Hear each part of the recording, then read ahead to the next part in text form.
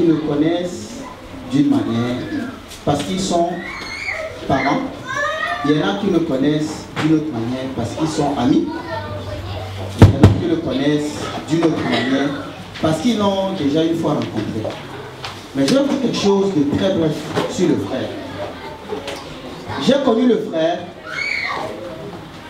par l'intermédiaire de quelqu'un d'autre. Et quand je l'ai rencontré, il m'avait dit quelque chose. Il m'avait dit, on ne se connaît pas, mais pour le peu de temps qu'on a passé ensemble, j'ai besoin que tu m'aides à récupérer ma femme. Je dis, ta femme, moi je n'ai jamais été au courant que tu es une femme. Elle me dit non, je parle de... Hein, je vais vous présenter la personne, peut-être vous ne la connaissez pas. Je dis, elle n'a jamais été ta femme. À partir d'une certaine date, je lui ai donné la date, elle a cessé d'être ce que tu peux appeler femme. Alors ça l'avait choqué. Et c'est là que nous voyons que Dieu est merveilleux. Et par la grâce de Dieu, on l'a aidé à mieux comprendre c'est quoi le rôle d'un homme qui peut appeler une autre créature femme. C'était des moments très éprouvants. Mais ce qui est magnifique, c'est qu'elle a accepté de reconnaître son erreur. Et c'était la base pour que tout puisse se reconstruire. Le frère Gislain que nous allons accueillir aujourd'hui, je vous le dis avec confirmation, que c'est une nouvelle créature. Car il dit que lorsqu'il est en Christ, il est une nouvelle créature, il est réellement une nouvelle créature. Parce qu'il a changé, sa couleur de peau n'a pas changé, la forme de sa tête n'a pas changé, ses narines demeurent pareilles, mais l'être intérieur a été transformé. Et tant qu'il n'y aurait pas eu cette transformation intérieure, ce jour-là n'aurait jamais pu avoir lieu. Amen. Donc, le frère Gislain, il va rentrer, et c'est comme ça qu'on l'a connu. Et ça ne s'est pas arrêté là. Il a accepté le Seigneur Jésus-Christ comme son Seigneur et son Sauveur. Et aujourd'hui, il est en train de grandir dans l'appel que Dieu a sur sa vie. Vous savez, le frère, peut-être le pasteur va nous dire davantage là-dessus. Lorsque Dieu décide qu'il y a un mariage, c'est parce que Dieu a un projet. Et la plupart des mariages échouent parce que lorsqu'on entre dans le mariage, on pense au confort personnel, on pense au projet personnel, et on met Dieu qui est l'auteur du mariage de côté. Et les premiers jours sont beaux. Oh non, l'amour, oh. C'est comme quand tu viens d'acquérir une nouvelle voiture. Oh, tu veux même pas qu'on... Quelqu'un s'assoit, il pose les... Attention, on ne peut pas salir le tapis. Oh, c'est ça. Mais dès lors que tu as fait jusqu'à 2000 km, tu es passé par là, les routes boueuses, les insectes ont bien tapé. Là, ton cœur commence par reconvoiter une autre voiture, une autre chose. C'est ce que nous rapportons dans nos mariages. Parce que nous sortons le créateur du mariage, de nos couples. Et ce sont des choses, des bases qui ont été bien posées pour que ce jour-là ait lieu. Donc nous allons accueillir le frère Gislain. Et il a décidé qu'on lui chante un chant merveilleux. Amen. Et je vais vous supplier de bien vouloir se réjouir avec lui. Il faut qu'il y ait une entrée majestueuse. Frère, si tu n'as jamais dansé de ta vie, c'est une opportunité aussi. Aujourd'hui, tu as une raison de danser. Amen. Parce que quelqu'un a décidé de franchir le pas. Beaucoup n'aiment pas se marier pour des raisons. Mais ceux qui le font devront les encourager. Parce que c'est ça le dessein de Dieu. C'est ça le dessein de Dieu. Alors nous allons nous lever et nous allons chanter pour accueillir notre frère. Et nous allons l'accueillir de manière chaleureuse. Oh frère.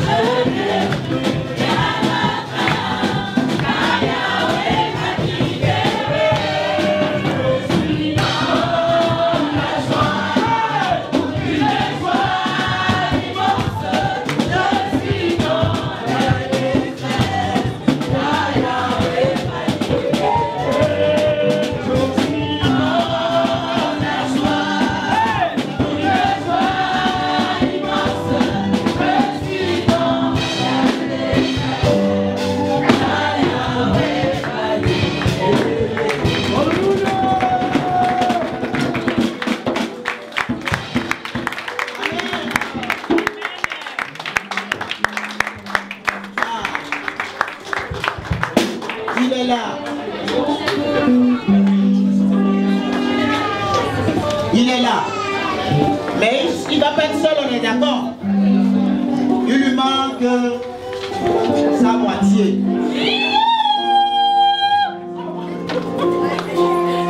Mais ce serait aussi bien que vous attendiez un peu. Parce qu'on vous a dit hier, oh, que c'est un trésor. C'est un trésor. Et il faut l'attendre. Et faites beaucoup de place. Et je vais vous raconter une petite histoire concernant la sœur. La sœur Josiane, c'était un jour. Vous voyez ici, vous êtes dans une église, n'est-ce pas? Et c'était un jour, on a l'habitude souvent de sortir et de distribuer les tracts pour inviter les gens, pour leur parler de Dieu.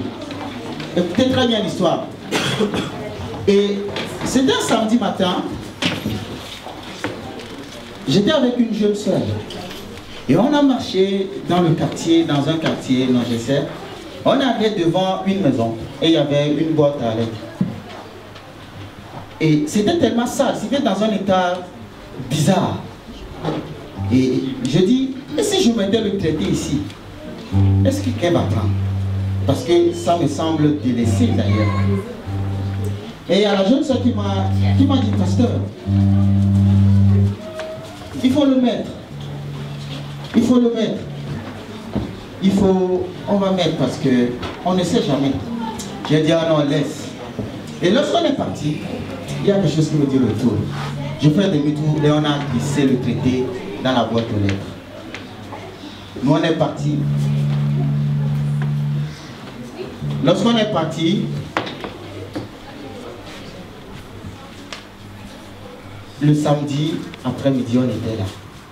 Donc on a prêché l'évangile. Et après on a dit, qui veut donner sa vie au Seigneur? Qui veut faire la paix avec Dieu? Ce n'était pas qui veut faire la paix avec l'Église. Ce n'était pas qui veut faire la paix avec quelqu'un d'autre, ni avec le président de la République. On a dit qui veut faire la paix avec Dieu. Et la sœur Josiane s'est levée. Quand elle s'est levée, on a prié pour elle. Depuis ce jour, sa vie a changé. Et après, j'ai fait connaissance personnelle avec elle. Et j'ai commencé par travailler avec elle. On n'a jamais parlé d'un mari. On n'a jamais parlé d'un... Et je voyais les enfants. Et j'avais un amour particulier pour ces enfants-là. Et je les aimais beaucoup. Et un jour, j'ai juste posé la question à la sœur. Ah, sœur Josiane, le Père est où? Elle m'a répondu, pasteur, oublie cette affaire-là. Moi, j'ai tourné le dos à mon passé. Je veux avancer. C'était la réponse que j'ai reçue. Et j'ai compris qu'il n'est pas venu au Seigneur Jésus-Christ pour qu'il résolve un quelconque problème dans sa vie. Elle est venue au Seigneur Jésus-Christ parce qu'elle a vu que c'est le meilleur endroit où elle pourrait demeurer et vivre en paix éternellement. Et quelques mois plus tard, elle est revenue me voir. Mais pasteur, tu te souviens, un jour, tu m'avais posé la question concernant le père des enfants. Elle m'a raconté l'histoire. Je ne vais pas vous dire ce qui s'est passé aujourd'hui. On est dans un moment particulier. Et j'étais ému de compassion. Et j'ai dit, il faut que tu pardonnes toi déjà. Parce que depuis tout ce temps, tu en as voulu. Oui. Ok, pardonne. Elle a pardonné. Et pendant ce moment, c'est après que le frère m'a raconté qu'il était tourmenté. Quand il dort, il y a Dieu qui lui dit, malgré tout l'argent que tu as, est-ce que tu as la paix? Malgré tout ce que tu as, est-ce que tu as la paix? Malgré tout ce que tu as, est-ce que tu as la paix? Ces voix n'arrêtaient pas de l'embrouiller. Et ça, c'est le fait. C'est comment Dieu travaille le cœur de Dieu. Donc, après la repentance, elle a reçu un coup de fil du frère Gislain. Alors, le frère Gislain lui a demandé pardon. Et puisqu'on en avait déjà travaillé, elle a pardonné. C'est pas facile de pardonner. Hein. Si je vous explique la profondeur de l'histoire, vous tombez. Hein. Et c'est ça ce que Dieu fait de manière parfaite. Et après, on a repris les choses. On est reparti voir la famille pour demander pardon pour le passé. Donc le frère que vous voyez, je veux dire, c'est mon frère, c'est mon fils, c'est mon père, c'est vraiment, on est un. Et la belle créature, la belle maquise, qui va rentrer aussi, c'est pareil. Et il y a eu beaucoup de choses, mais le Seigneur a comblé tous ces vides. Il y a eu beaucoup de douleurs, mais nous avons un Dieu de restauration. Et aujourd'hui, vous voyez ce jour. Pourquoi je le dis? Parce que ce qui a été accompli, ce n'est pas un homme qui l'a accompli. Nous avons fait, c'est Dieu a accompli. C'était deux personnes qui s'étaient mariées. Ils ne vivaient pas en concubinage. Ils étaient mariés et ils ont divorcé. Pour les communs de mortels, c'est fini. Mais le Seigneur, ça vient de commencer. C'est là la puissance de ce Dieu. Aujourd'hui, vous allez voir s'ils sont heureux ou pas. Et demain, vous verrez s'ils seront heureux ou pas. Parce que là où Dieu est, il n'y a que du bonheur, que de la paix. Amen. Donc voilà l'histoire de Josiane. Quand vous la voyez, elle a traversé des moments difficiles. Mais le Seigneur a triomphé pour elle. Et c'est ça ce qui nous réunit ici aujourd'hui. Ce n'est pas des personnes qui veulent mettre leur vie en règle. Non. Non. Mettre la vie en règle, c'est on vit ensemble, maintenant on va se marier pour... Non, ils se sont séparés. Ce n'est pas mettre leur vie en règle. C'est Dieu qui veut recréer les choses. Ils ont fait à la manière des hommes, ils ont échoué. Amen. Et ils sont en train de faire à la manière de Dieu. Et c'est pour ça que cette salle est remplie. Et la plupart des gens qui sont ici, c'est la famille. Est-ce que la première fois c'était comme ça? Non. Non. Mais lorsque Dieu est là, il soude les familles. Alléluia. Est-ce qu'on peut acclamer pour notre Dieu?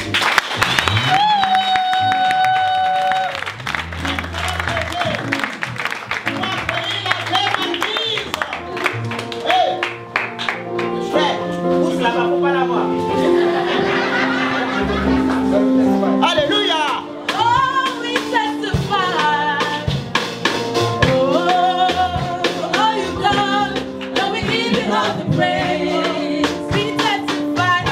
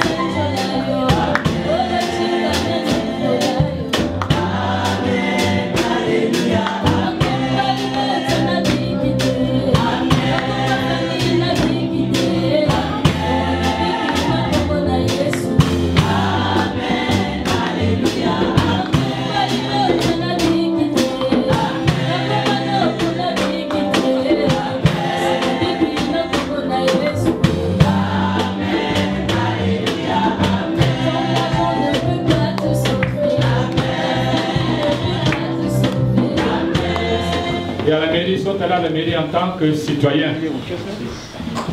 Amen. Ils ont été à la mairie en tant que citoyens. Et ils sont ici, maintenant pour cette cérémonie, en tant que citoyens aussi. Amen. Amen. Mais ici, comme nous chantons la gloire de Dieu, ils sont ici en tant que citoyens célestes. Amen. Amen. C'est la citoyenneté céleste qui vient honorer. C'est quoi un citoyen céleste? C'est quoi un citoyen céleste?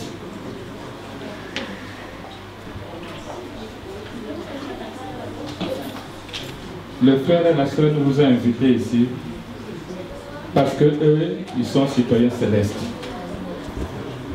Et avant de venir leur mariage, je voudrais juste rappeler comment on devient citoyen céleste. Pour bien comprendre la cérémonie de tout à l'heure. Parce qu'il n'y a que les citoyens célestes qui demandent à être bénis à l'église. Le citoyen normal va à la mairie et puis ça s'arrête là. Mais le citoyen céleste ajoute quelque chose. C'est la touche de Dieu. Amen. Mais comment on devient citoyen céleste? Nous avons tous entendu parler de la maladie du sida. Et quand on parle du sida, on parle de beaucoup de victimes. Il y a des victimes du sida. On ne savait pas comment la maladie se transmettait. Mais on est arrivé à connaître la nature de la maladie. On est arrivé à connaître comment se transmettait la maladie. On est arrivé à connaître quelles sont les conséquences à court terme, à long terme de la maladie. Et puis il y a eu des campagnes de formation. Beaucoup de campagnes de formation ont commencé pour expliquer la prévention. Beaucoup de campagnes ont commencé pour expliquer, pour informer comment traiter la maladie. Et même il y a des campagnes qui ont commencé à expliquer comment vivre avec la maladie. La maladie du sida a fait des ravages. Pour toute la population du monde. Il n'y avait pas un seul continent qui était visé. Tous les continents ont été visés par la maladie du sida. Mais l'homme est victime. L'homme est victime d'une maladie dont on parle peu. L'homme est victime d'une maladie dont tu entendras parler seulement quand tu entres dans une église. Elle fait des ravages sur la planète Terre et surtout, elle est fatale. Ce que j'appellerais la maladie de l'éternité. La maladie de l'éternité, c'est quoi? Quand on prend le livre de Romains dans la Bible, dans les 4 premiers chapitres, l'apôtre Paul était attentif aux actes des hommes et non à l'homme lui-même. Les actes, tous les actes que les hommes font, les actes que tu commets. L'apôtre Paul était attentif à cela. Il était attentif au comportement de l'homme et non pas à sa personne même. Jusque-là, donc, il n'y a aucun changement dans l'homme lui-même. Il n'y a aucun changement dans sa nature. Il n'y a aucun changement dans sa disposition. Mais à partir du verset 12 du chapitre 5 de Romains, l'apôtre Paul traite de l'homme en particulier. Et dans ces 4 chapitres, l'homme est parfaitement diagnostiqué par l'apôtre Paul. Il se sert de chaque instrument spirituel disponible pour diagnostiquer la maladie de l'homme. Quel genre d'homme est révélé dans cette partie de l'Épître aux Romains? C'est un homme qui a commis des actes. C'est un homme sous le règne de la mort. Et de ce fait, un homme sous le jugement, un homme sous la condamnation juste de Dieu. Donc l'homme a été empoisonné par la nature mauvaise, l'accusateur de Satan, l'accusateur. L'homme a été piqué par le venin du péché et il est séparé de Dieu. Il est séparé de Dieu. Nous allons lire ce passage dans Romains chapitre 5. 12, il est écrit: c'est pourquoi, comme par un seul homme le péché est entré dans le monde, et par le péché la mort, et qu'ainsi la mort s'est étendue sur tous les hommes, parce que tous ont péché. Amen. Amen. Par un seul homme. C'est-à-dire, ce seul homme dont parle la Bible, c'est Adam, le premier homme, le père de toute la race humaine, qui a mené la mort par son péché. Mais quand tu entends péché, ça veut dire quoi? Quel était ce péché? Quel était cet acte commis par Adam qui a mené tous les hommes à la mort? Parce qu'il dit, entraîné dans la mort et par le péché la mort. Donc, un seul homme, de même que par un seul homme, est entré dans le monde. Est entré dans le monde. De même que par un seul homme, le péché est entré dans le monde. Et par le péché la mort. Quel est cet acte que ce premier homme a commis pour que le monde soit entré dans le péché? Pour que le monde soit entré dans la mort. Pour que nous tous, nous passions par la mort. Quel est cet acte? Quel était ce péché? Vous voyez, à l'origine, Adam, il n'était pas destiné à la mort. La mort est devenue une certitude. Pour lui, une certitude pour toute sa postérité. Suite à ce premier acte, qui était un acte de désobéissance, manger du fruit qui lui était défendu. Manger du fruit qui était de l'arbre de la connaissance du bien et du mal. Adam a transmis sa nature pécheresse à tous ses descendants, c'est-à-dire à toi, à moi, à nous tous ici. C'était acte de désobéissance. Dieu lui a dit ne mange pas le fruit de cet arbre. Lui, il a désobéi, il a mangé. Cette nature est présente dans la conception. Depuis la conception, ainsi que le reconnaît David, quand il déclare dans Psaume chapitre 51, verset 7, « Voici, je suis né dans l'iniquité, et ma mère m'a conçu dans le péché. » Je suis né dans le péché, et ma mère m'a conçu dans le péché. Donc chacun de nous est né dans le péché. Chacun de nous a été conçu dans le péché, parce que c'est notre nature, parce que nous sommes la postérité de ce premier homme, par qui la mort est entrée dans le monde. C'était les dispositions naturelles qui le caractérisaient depuis le sein de sa mère, à cause de la chute d'Adam, à cause de la désobéissance d'Adam, le premier homme. Créé à l'image de Dieu, mais rebelle pour déformer cette image. C'est pour cette raison que l'homme est devenu incapable de vivre d'une manière qui plaise à Dieu. Quand tu es né, tu étais incapable de vivre d'une manière qui plaise à Dieu, à cause de cette faute du premier homme. Cette faute du premier homme, Adam, qui a désobéi à Dieu. Qui a désobéi à Dieu. Voilà le vrai problème de l'homme. Voilà ton vrai problème. Voilà mon vrai problème. Voilà ce qui a été mon vrai problème. Je dis ce qui a été mon vrai problème, parce que moi je suis devenu un citoyen céleste. Voilà ton vrai problème, toi qui m'écoutes maintenant et qui ignores que tu es atteint de la maladie de l'éternité. Le vrai problème. Parce que tu es né dans le péché dès le sein de ta mère. La Bible dit que tu es incapable de mener une vie qui plaise à Dieu. Comme tu veux. Tu voles comme tu veux. Tu vas chercher la sécurité et la fortune. Chez les marabouts, chez les féticheurs, comme tu veux. Tu as de la haine pour tes parents, tu as de la haine pour tes amis, tu as de la haine pour tes voisins, comme tu veux. Tu vis comme tu veux.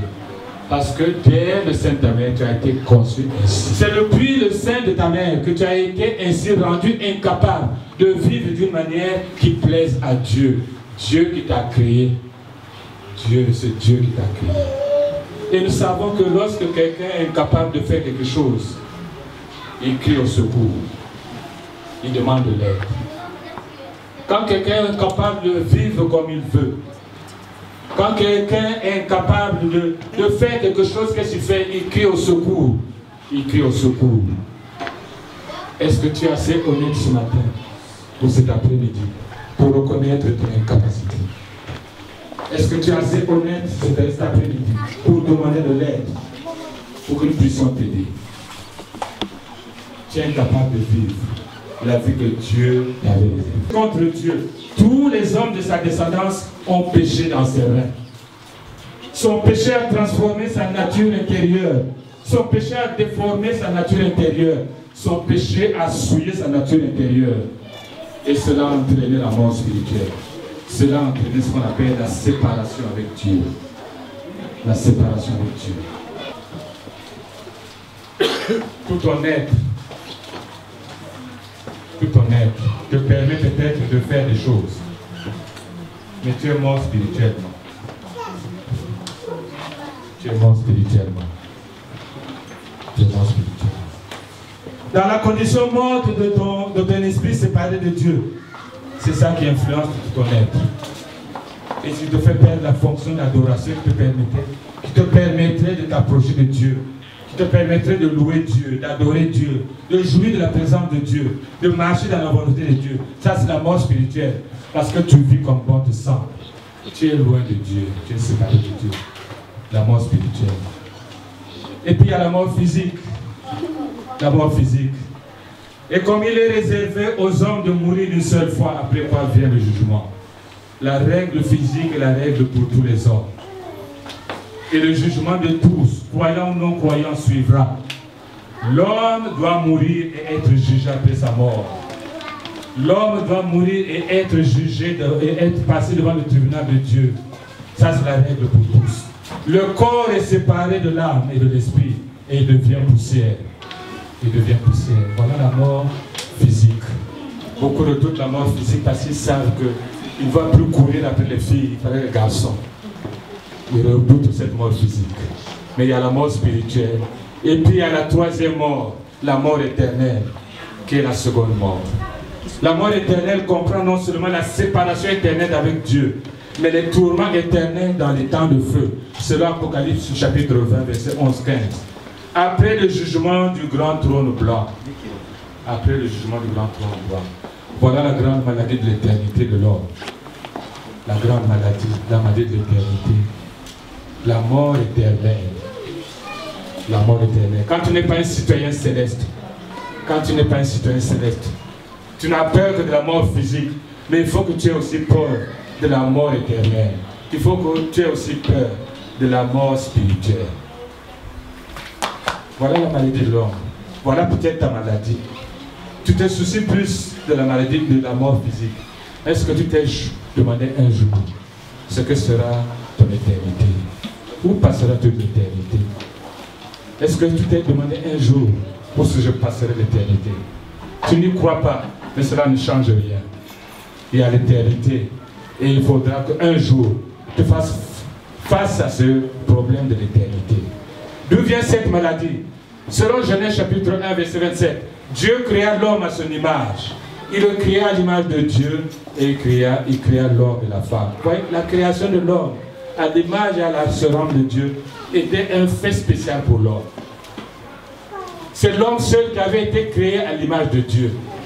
C'est l'homme seul qui avait été créé à la ressemblance de Dieu. Que l'homme soit attaché à Dieu. Que l'homme soit capable de parler à Dieu. Que l'homme soit capable de se réjouir en Dieu. Que l'homme soit capable de glorifier Dieu à jamais. Dans tout ce qu'il allait faire. Dans tout ce qu'il allait entendre. Dans tout ce qu'il allait dire. Est-ce que tu as ce point-là? Est-ce que tu es encore capable de comprendre Dieu? Est-ce que tu es encore capable de comprendre Dieu? Est-ce que tu es capable de parler à Dieu? Est-ce que tu es capable de te réjouir en Dieu? Est-ce que tu es capable de glorifier Dieu à jamais? Je te pose la question cet après-midi. À quoi es-tu attaché? Pour ne plus être capable de comprendre Dieu. À quoi es-tu attaché? Pour ne plus être capable d'entendre Dieu. À quoi es-tu attaché? Pour ne plus être capable de parler à Dieu. Adam parlait à Dieu. La Bible dit que dans le jardin d'Éden, Dieu descendait et il parlait avec Adam. Ils avaient une conversation. Et c'était merveilleux d'avoir deux personnes qui se parlent. C'était merveilleux. C'était merveilleux. À quoi es-tu attaché? Es-tu attaché au plaisir sexuel? Es-tu attaché au combatif de ton corps seulement? Es-tu attaché à tes ambitions qui te rendent jaloux de la réussite des hommes? Es-tu attaché aux statuettes de ton marabout qui te rendent incapable de glorifier Dieu dans ton créateur? Es-tu prêt à déposer tout cela entre ses mains? À quoi es-tu attaché? Maintenant que tu entends cette parole, à quoi es-tu attaché? Si tu n'es pas attaché à Dieu, ça veut dire que tu es attaché à quelque chose d'autre. Ça veut dire que tu n'as pas respecté le mode d'emploi de Dieu. Parce que Dieu t'avait créé avec le mode d'emploi. C'était de lui être agréable. C'était de lui plaire. Ça, c'était le mode d'emploi. Quand Dieu t'a créé, il t'a créé à son image pour que tu sois attaché à lui. Il t'a créé à ton image pour que tu sois capable de lui parler. Il t'a créé à ton image pour que tu sois capable de te réjouir en lui. Mais tu as peut-être déchiré ce mode d'emploi. Tu as déchiré ce mode d'emploi. Dieu t'a créé pour être attaché à lui seul. Dieu t'a créé pour être agréable à lui et à lui seul. Dieu t'a créé pour le glorifier lui seul. Dans tout ce que tu fais, dans tout ce que tu dis, dans tout ce que tu entends. Dieu avait pourvu à tout. Il avait pourvu à tout. Il lui a dit de manger de tous les fruits de l'arbre. Tous les fruits qu'il y avait dans le jardin. Tous les fruits. Il pouvait manger à volonté, comme on dit aujourd'hui. Il pouvait manger à volonté. Il n'avait aucun besoin. Dieu et l'homme étaient heureux de se retrouver chaque soir pour parler. Les rencontres de Dieu. Et pour que la relation entre Dieu et l'homme puisse continuer sans barrière, Dieu exigeait juste l'obéissance. Dieu exigeait juste l'obéissance. Et cette obéissance devait être manifestée par l'homme en observant les commandements de Dieu. Cette obéissance devait être manifestée par l'homme en obéissant, en observant les commandements de Dieu. Et l'un des premiers commandements, c'était quoi qu'il a donné à l'homme? Il lui a dit, tu pourras manger de tous les arbres du jardin, mais tu ne mangeras pas de l'arbre de la connaissance du bien et du mal. Car le jour où tu en mangeras, tu mourras. Car le jour où tu en mangeras, tu mourras. C'était un commandement simple auquel on pouvait obéir. Un commandement simple. Aucune raison n'est donnée à cette interdiction, à part le fait qu'il s'agissait d'une mise à l'épreuve. Il s'agissait d'une mise à l'épreuve. L'homme n'avait pas besoin de désobéir puisque Dieu lui avait donné la liberté de manger du fruit de tous les arbres.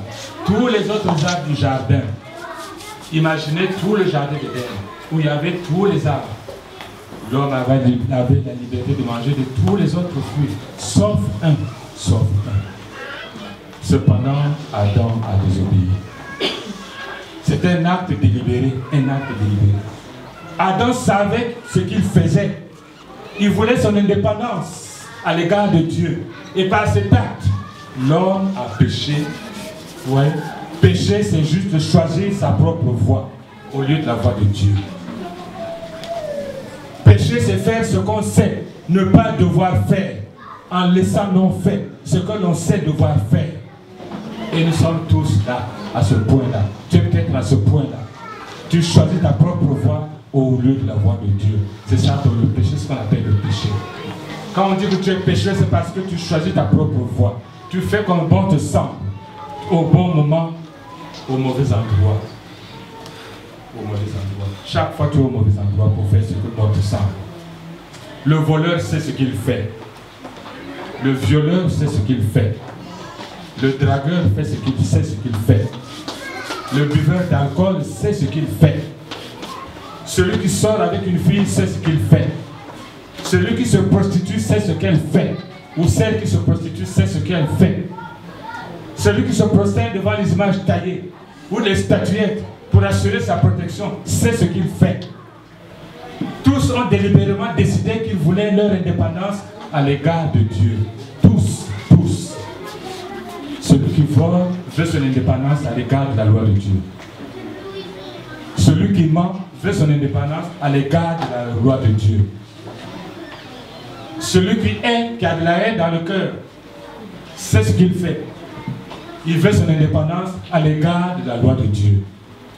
Et vous voyez, la première conséquence de ces actes, de ce péché, et la première conséquence du péché d'Adam a été qu'il se sentait plus à l'aise dans la présence de Dieu. Et la Bible nous dit qu'il s'est caché. Il s'est caché. Ça, c'est la deuxième conséquence. tu n'aimes plus la présence de Dieu parce que tu sais ce que tu fais dans ta vie. Tu n'aimes plus même quand on te parle de Dieu parce que tu sais ce que tu fais de ta vie. Tu n'aimes plus quand on te parle de Dieu. Tu n'aimes plus même quand on t'invite à venir à l'église parce que tu sais ce que tu fais de ta vie. Tu sais ce que tu fais de ta vie. La troisième conséquence du péché d'Adam, c'est il est mort. C'est la mort. Il est mort. Quand Adam a péché, a commis cet acte de désobéissance, il n'est pas mort physiquement, mais il est mort spirituellement. Je vous ai dit que la mort spirituelle, c'est la séparation avec Dieu. Il a continué à manger, il a continué à boire, il a continué à satisfaire tous ses besoins mondains, mais il était séparé de Dieu. C'est ça la mort, il était mort spirituellement. Il ne pouvait plus s'entretenir avec Dieu comme avant. Il ne pouvait plus jouir de la présence de Dieu comme avant. Il ne pouvait plus comprendre, le but total de Dieu pour sa vie comme avant. Il était séparé de Dieu. Beaucoup sont séparés de Dieu. Beaucoup sont séparés de Dieu à cause de leur manière de vivre. Ils vivent comme bon leur semble. Ils vivent indépendamment de la loi de Dieu. Physiquement, ils sont vivants. Adam était là physiquement vivant, mais spirituellement mort parce qu'il n'était plus en communion avec Dieu. Il ne pouvait plus être en présence de Dieu. Comme beaucoup ne supportent plus la présence dans une église. Parce qu'ils sont morts spirituellement, ils sont séparés de Dieu. Séparés de Dieu. Spirituellement morts à cause de cette offense. Spirituellement morts à cause de ces péchés. Et vous voyez, ce sont tous ceux-là qui sont morts spirituellement, qui se tiennent devant le grand trône blanc. Et celui qui sera assis dessus, c'est le Seigneur Jésus-Christ, à qui ils devront rendre compte de leur vie. Il s'agira d'une comparaison au sens judiciaire, c'est-à-dire que c'est un trône de jugement, élevé, pur et saint. Dieu y siège en qualité de juge dans la personne du Seigneur Jésus-Christ. Les livres qui seront ouverts sont les livres qui contiennent toutes les pensées, toutes les actions et toutes les paroles des pécheurs. C'est-à-dire que toutes les pensées sont enregistrées dans ce livre. Toutes les actions sont enregistrées dans ce livre. Toutes les paroles sont enregistrées dans ce livre. Tout y est enregistré. Tout y est enregistré. Et ils fourniront les preuves nécessaires pour la condamnation éternelle dans le lac de feu, où les rebelles seront tourmentés jour et nuit au siècle des siècles. Voilà la maladie de l'éternité. La maladie de l'éternité. Les livres seront ouverts. Et tout ce qui a été enregistré sur ta vie va défiler devant toi. Et tu regarderas ce que tu as fait de ta vie. Ce que tu as fait de ton argent. Ce que tu as fait de ta position. Ce que tu as fait de ton corps. Tout y est. Tout y est. Tout y est. Et l'autre livre sera ouvert. L'autre livre qui sera ouvert, c'est le livre de vie, qui contient le nom de chaque racheté, c'est-à-dire de chaque citoyen céleste. Tous seront jugés selon leurs œuvres, c'est-à-dire leurs péchés, leurs paroles, leurs actions. Les péchés, les paroles, les pensées seront comparées à la norme sainte et parfaite de Dieu. Mais la bonne nouvelle de l'évangile, c'est que ce ne sont pas ceux qui se portent bien qui ont besoin des médecins, mais les malades. Amen. Ce sont les malades qui ont besoin de médecins. Beaucoup pensent être en bonne santé et ne cherchent pas à être guéris. Vous voyez, au temps de Jésus, les pharisiens se croyaient en bonne santé. Au temps de Jésus, les pharisiens se croyaient purs et saints, d'un point de vue religieux, mais ils avaient la maladie de l'éternité et ils avaient besoin de médecins, le Seigneur Jésus-Christ. On va lire un passage dans Luc chapitre 5, le verset 17.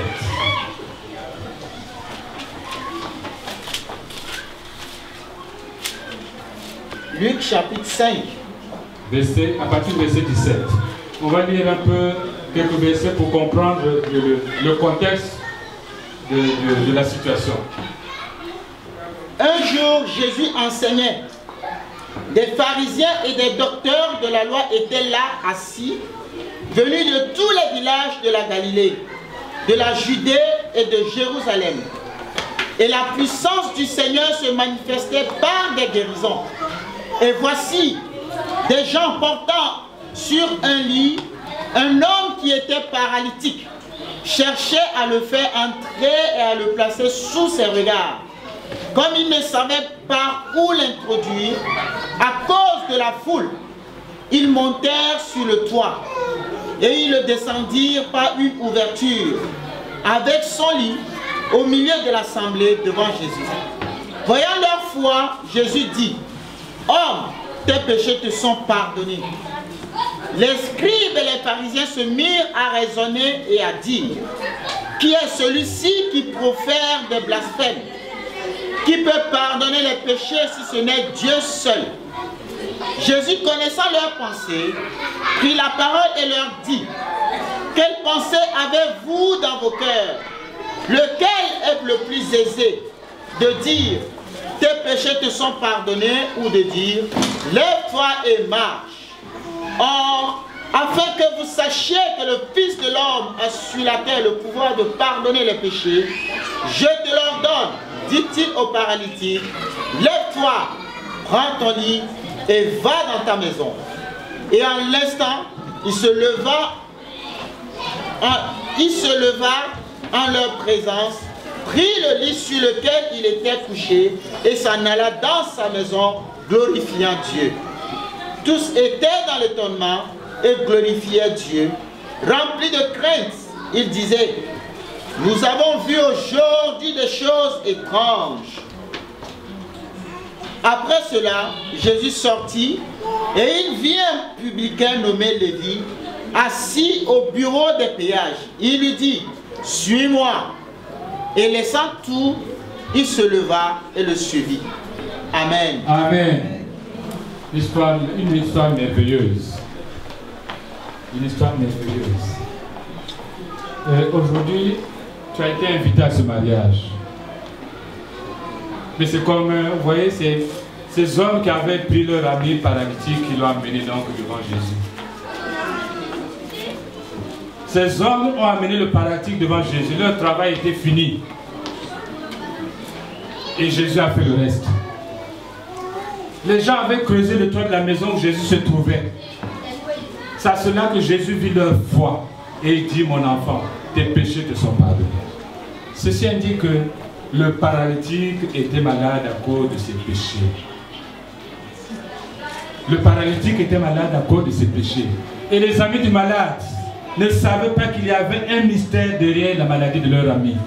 Le pardon des péchés. Le pardon des péchés.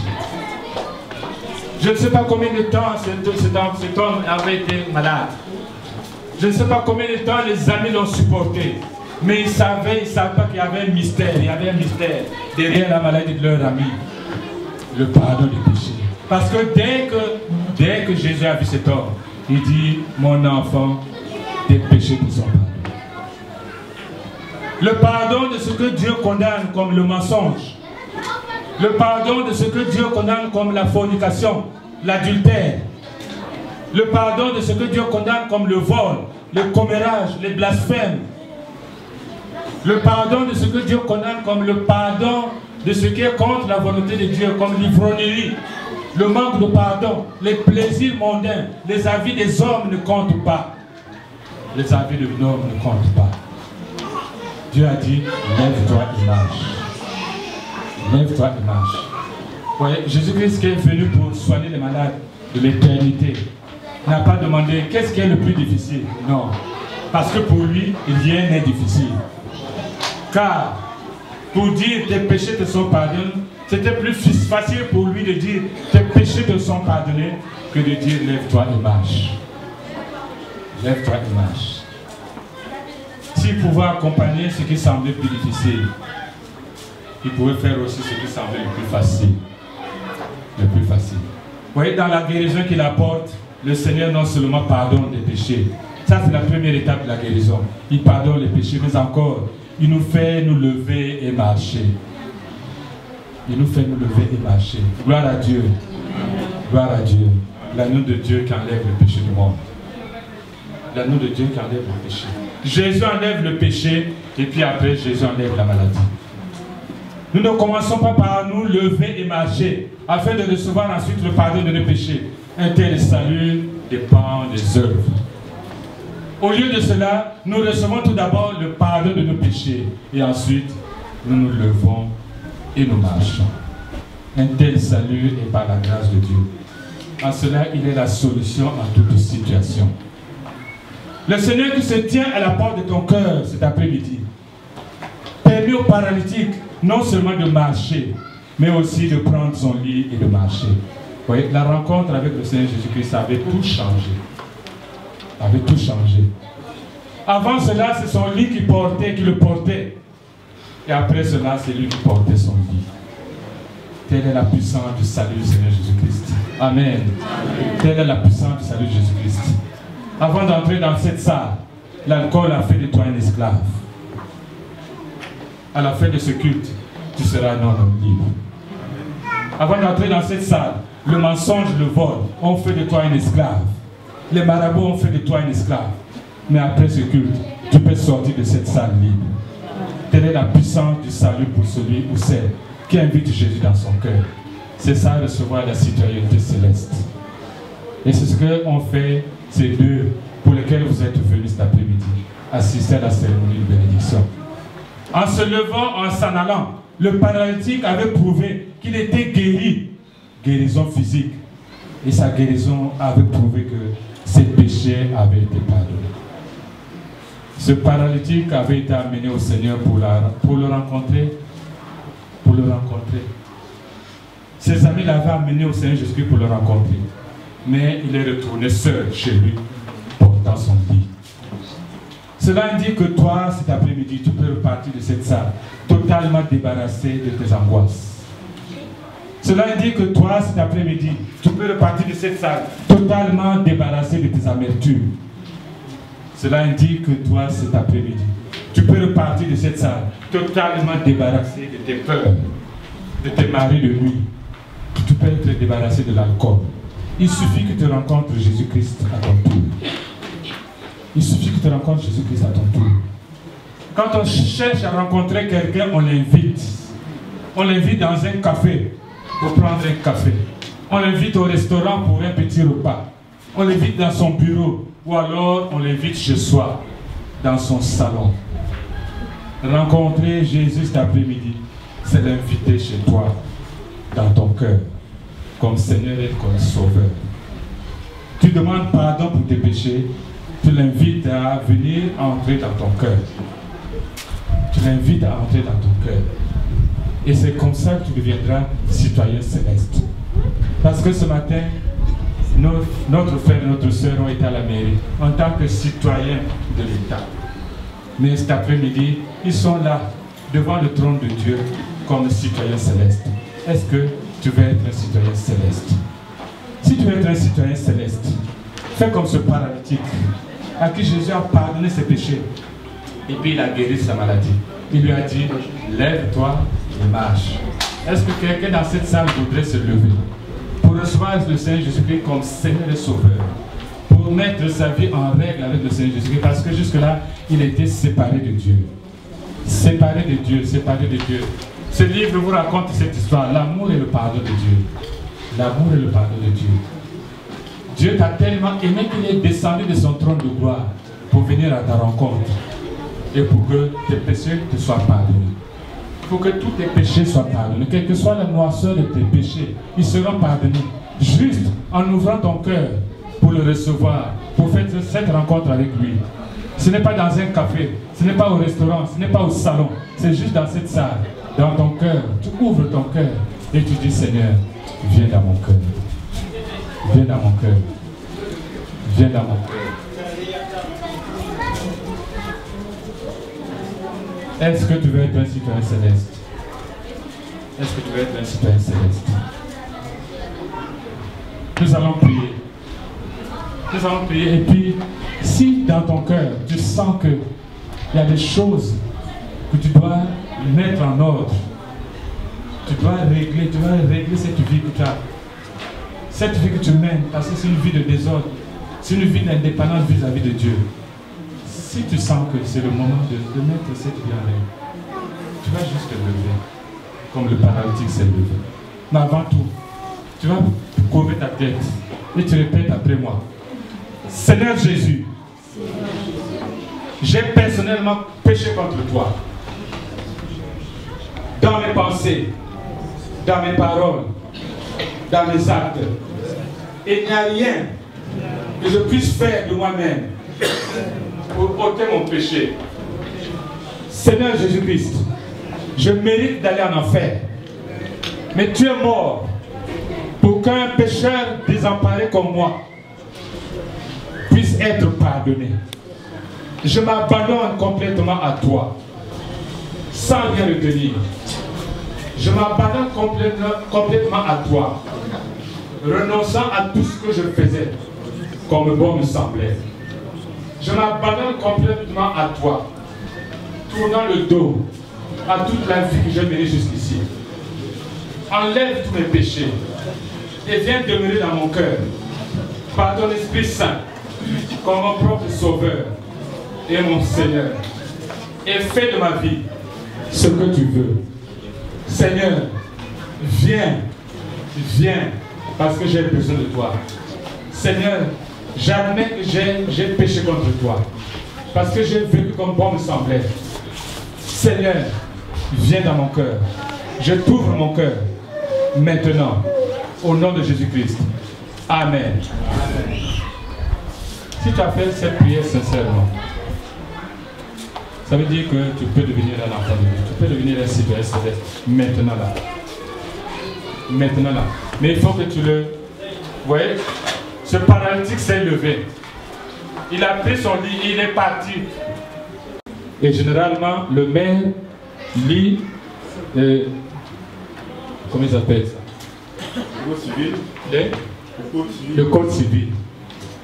Les articles du code civil pour rappeler. Et nous aussi, nous allons lire les articles du code spirituel. Amen. Amen. Nous rappeler à notre frère, au frère Ghislain, à la sœur Josiane, qu'il y a des règles, il y a des principes bibliques. L'idéal biblique de la relation conjugale. L'idéal biblique. La relation conjugale a des principes selon la Bible. Selon la Bible. Parce qu'il existe une série de principes pour favoriser l'harmonie entre la foi du frère Ghislain et la sœur Joseph et la mise en pratique de cette foi dans le domaine de leur relation mari-femme. Amen. Voyez dans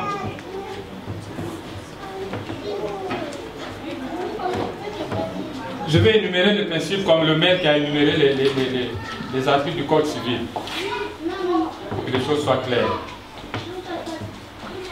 D'abord, il y a la légitimité du mariage. Quand on lit 1 Corinthiens chapitre 7, il y a la légitimité du mariage qui reconnaît aussi le célibat. Oui, parce que l'apôtre Paul associe le célibat à un don. Le don d'une plus grande maîtrise de soi. Et il déclare que celui ou celle qui a reçu le don du célibat découvrira certains avantages de cet état. Donc le mariage est une possibilité. C'est une possibilité, ce n'est pas une obligation. Amen. C'est une possibilité, ce n'est pas une obligation. Parce que tu peux être un enfant de Dieu et rester dans le célibat. Le mariage est une institution de Dieu, non seulement pour constituer le fondement de la structure sociale, mais également pour être l'analogie terrestre d'une vérité spirituelle. Quelle est cette vérité spirituelle? C'est que le mariage est une alliance. Et Dieu a voulu que le mariage soit une alliance.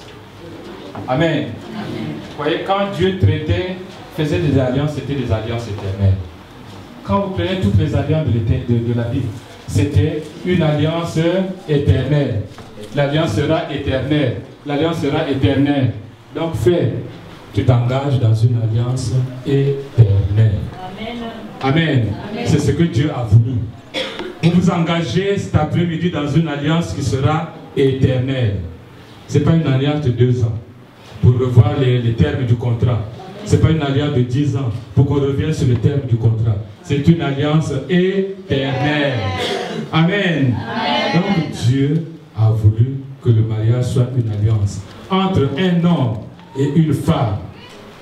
Et cette alliance aboutit à l'unité dans tous les domaines. L'unité dans tous les domaines. Esprit, âme et corps. Tous les domaines. Esprit, âme et corps. Ce n'est pas seulement l'unité dans le corps, mais c'est l'unité aussi dans l'esprit et l'âme. Voilà le thème de l'alliance. Parce que dans le monde, ce qui compte, c'est l'unité dans le corps. Ah, l'unité dans le corps. Donc on convole, donc on va faire des noces, et on va faire, voilà, tout ce qu'il faut, c'est l'unité dans le corps. Mais vous, c'est une alliance qui se fait dans les 3 domaines. L'esprit, l'âme et le corps. La communion et l'intimité entre les partenaires au sein du couple doit refléter l'image de Dieu. Amen. La communion et l'intimité du frère Gisèle et la sœur Josiane doit refléter l'image de Dieu et garantir le contexte d'une relation durable.